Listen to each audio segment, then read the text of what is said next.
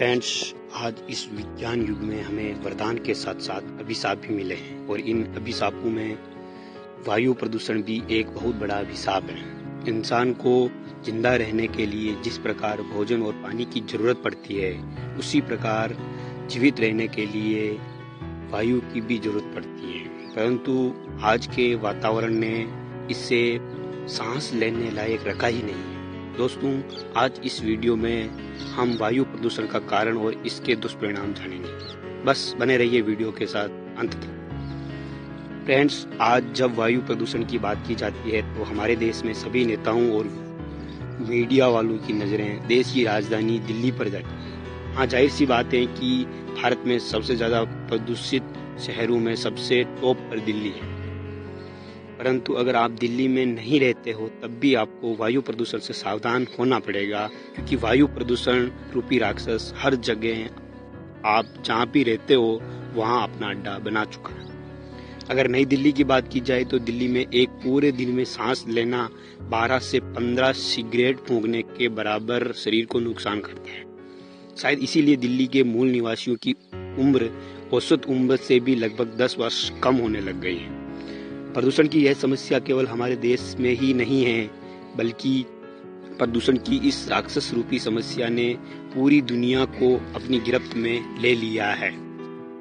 आपको यह जानकर हैरानी होगी कि दुनिया के सबसे ज्यादा 20 शहरों में 9 शहर हमारे देश के हैं, जिनमें दिल्ली, इलाहाबाद, पटना, लखनऊ और इसी प्रकार के 5 शहर जो प्रदूषण की गिरफ्त में आकर अपना वर्चस्व खोते जा रहे हैं। हालांकि WHO की स्पेशल रिपोर्ट के मुताबिक सभी शहरों में दिल्ली सबसे टॉप पर है। दोस्तों, भारत में प्रदूषण के कारण हर साल लगभग 8 लाख से ज्यादा लोगों की मौत समय से पहले हो जाती है।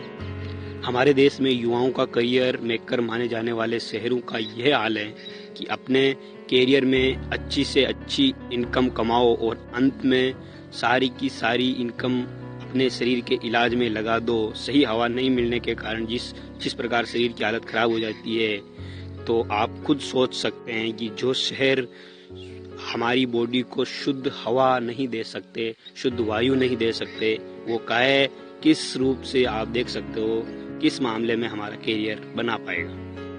वायु के सूक्ष्म जो पार्टिकल्स होते हैं वो खून के साथ मस्तिष्क तक, सांस के द्वारा फेफड़ों तक और इसी प्रकार हृदय तक जाकर हमारे शरीर को अपना आश्रित ग्रह बना रहे हैं। इसी के परिणाम स्वरूप लोगों में चिड़चिड़ापन, व्यवहार में बदलाव, दिमागी क्षमता का कमजोर हो जाना आदि बड़ी से बड़ी समस्याओं की संख्या लगातार बढ़ती जा रही है।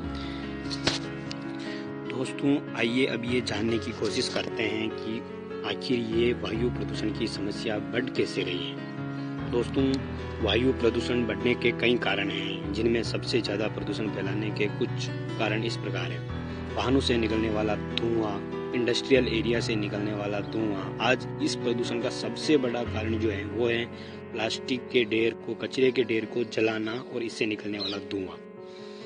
सच्चाई यही है कि आज लगभग 60% तक वायु प्रदूषण का कारण कचरे को जलाना ही है।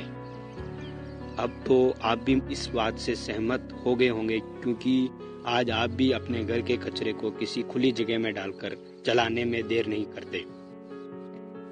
और आपको इस सच्चाई से अवगत करा दूं कि ये पोल्यूशन की जो समस्या है ये दिन की अपेक्षा रात में तेजी से बढ़ती है, क्योंकि मौसम ठंडा होने लग जाता है। शहरों के हालात ये हो गए हैं कि अगर सुबह की मॉर्निंग वॉक में अगर आप भाग ले रहे हैं तो इसका मतलब यह है कि आप बीमारियों को निमंत्रण दे रहे हैं आगे होके। हालांकि केंद्र सरकार ने भारत के कई बड़े शहरों को स्मार्ट सिटी में बदलने में मुहिम चला रखी है। इसकी लगातार नई प्लानिंग चल रही है, परंतु इससे तब तक कोई फायदा नहीं होगा जब तक सभी शहरों को शुद्ध वायु रूपी सांस लेने के लायक नहीं बनाया जाए। दोस्तों, भारत जैसी आबादी वाले देश में अगर हम इसे कंट्रोल नहीं कर पाते तो भारत के लोगों को दूसरे देशों में शरण लेनी पड़ेगी। अब सवाल यह उठता है कि देश में प्रदूषण की तरफ लोगों का ध्यान आखिर क्यों नहीं जा रहा।